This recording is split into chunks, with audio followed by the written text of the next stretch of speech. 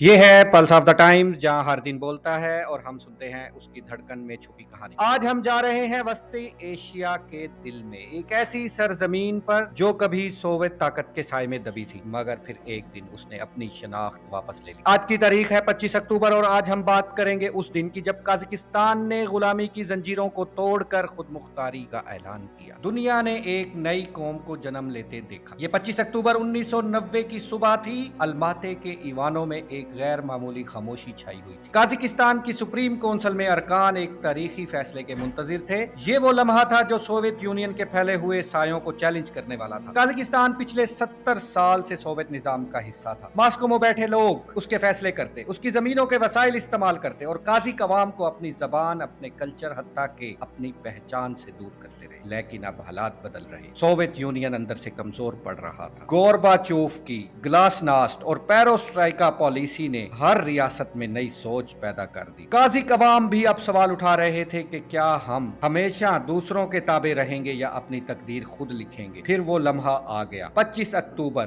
1990۔ Kazakhstan کی supreme council نے متفقہ طور پر اعلان خود مختاری منظور کر دیا۔ یہ فیصلہ صرف کاغذ پر نہیں تھا، یہ دلوں کی دھڑکنوں میں گونجتا ہوا وعدہ تھا۔ قازق عوام نے پہلی بار کہا، یہ ہماری زمین ہے، ہمارا قانون ہے، ہماری زبان ہے اور ہمارا مستقبل بھی ہمارا ہوگا۔ اس اعلامیہ کے بعد پورے ملک میں خوشی کی لہر دوڑ۔ ریڈیو اسٹیشنوں پر خبریں چلنے لگیں، لوگ گھروں سے نکل کر ایک دوسرے کو مبارکباد دینے لگے، سڑکوں پر قازق پرچم لہرائے گئے اور موسیقی کی دھنوں میں ایک پیغام گونج رہا تھا، ہم آزاد ہیں۔ یہ قازقستان کے لیے پہلا قدم تھا۔ اگلے ایک سال کے اندر 16 دسمبر 1991 کو قازقستان سوویت یونین سے مکمل طور پر آزاد ملک بن گیا۔ قازقستان کی آزادی صرف ایک سیاسی واقعہ نہیں تھی بلکہ ایک تہذیبی بیداری۔ یہ آزادی اس قوم کے لیے تھی جو صدیوں تک روسی تسلط کے نیچے رہی، جہاں زبان دب گئی تھی، شناخت مٹ چکی تھی اور اب وہی قوم اپنی وراثت کو واپس لینے اٹھی تھی۔ آج بھی 25 اکتوبر کو قازقستان میں یوم جمہوریہ بھرپور انداز میں منایا جاتا ہے۔ ملک کے شہروں میں آتش بازی، ثقافتی پروگرام، قومی رقص اور نغمے گونجتے ہیں۔ بچے اسکولوں میں قازق زبان میں نظمیں پڑھتے ہیں اور بزرگ اپنے بچوں کو بتاتے ہیں کہ آزادی کی قیمت